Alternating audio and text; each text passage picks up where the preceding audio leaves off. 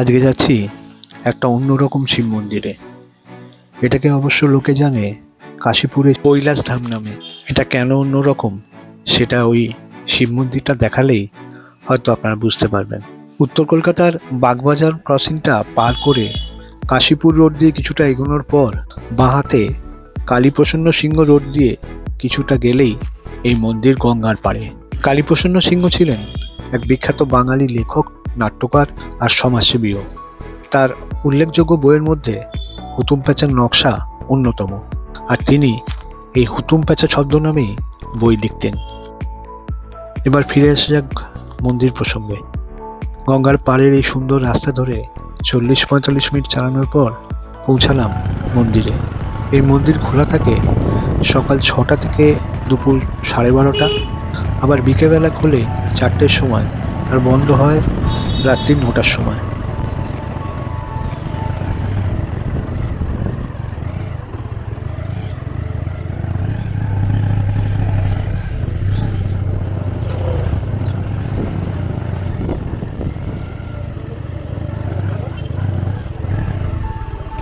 গঙ্গার পাড়ে বাইরের দিক থেকে মন্দিরটা কেমন সেটা দেখানোর জন্যে বাইরে থেকে আপনাদের এই মন্দির দেখানো।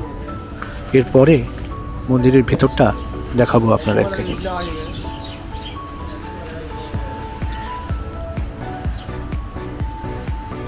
এই নেমে গেছে এখান দিয়ে গঙ্গার ঘাট। সুন্দর একটা গঙ্গার ঘাট এখানে আছে।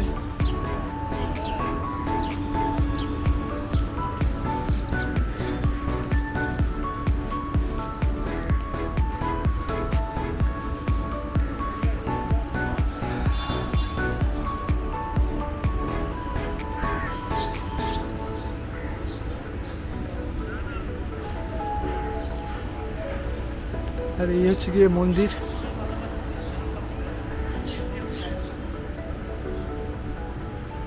এই সিঁড়ি দিয়ে উঠে গিয়ে মন্দির, যেখানে গিয়ে আপনারা বাবার মাথায় জল ঢালতে পারবেন। 111খানা। আমি যখন গেছি তখন মন্দির বন্ধ ছিল। যখন মন্দির খোলা থাকে তখন ঘাটের এই সিঁড়ি দিয়ে উঠে বাঁদিকে যে গেটটা আছে সেখান দিয়ে গিয়ে সবাই বাবার মাথায় গঙ্গার জল ঢালে। এখন যেহেতু মন্দির খোলার সময় হয়নি তাই গেটটা এখন বন্ধ আছে।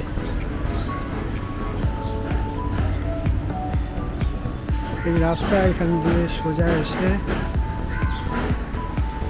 সুন্দর বট গাছের বেদি আছে। মন্দিরের চারপাশটা যে খুব বেশি পরিষ্কার পরিচ্ছন্ন সেটা বলতে পারছি না, তবে গঙ্গার পাড়ে হওয়ায় একটা আলাদাই সৌন্দর্য এই মন্দিরের। আর তার পাশেই সুন্দর এই মন্দির।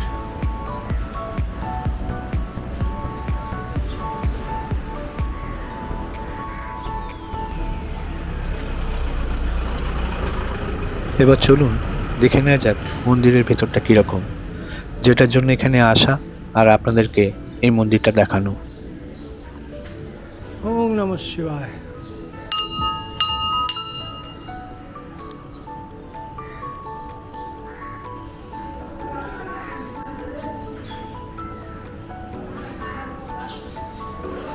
এই মন্দিরে সন্তোষী মায়ের সুন্দর একটি মূর্তি আছে, আছে শিব পার্বতীর দুটো সুন্দর মূর্তি।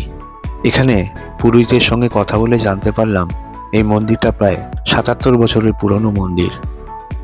সাধারণত এই সময় মন্দির খোলা থাকার কথা নয়, কিন্তু যেহেতু পুরোহিত মশাই এই সময় মন্দির পরিষ্কার করছিলেন, আমার ভাগ্যটা ভালো যে আমি মন্দিরটা দেখতে পেলাম আর আপনাদের সবাইকে দেখাতে পারলাম।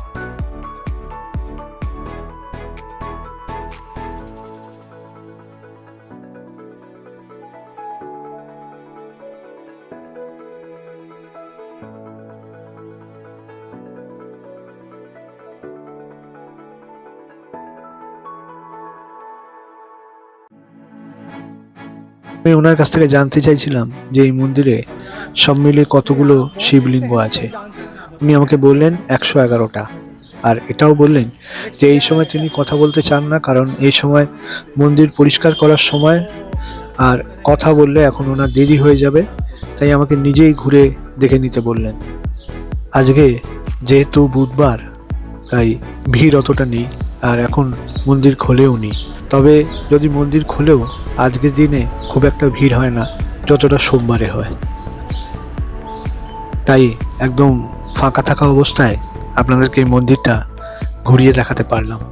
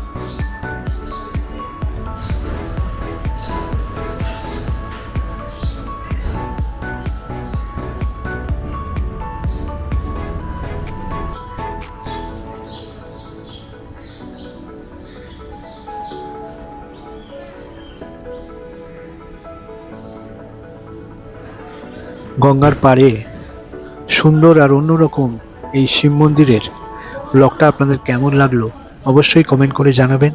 আর আপনাদের কাছাকাছি যদি কোনো মন্দির থাকে যেটার ব্লগ আমি করতে পারি, সেটাও আমাকে জানাবেন। ভালো থাকুন আর দেখতে থাকুন আমার এই চ্যানেল শুভ @ব্লগার।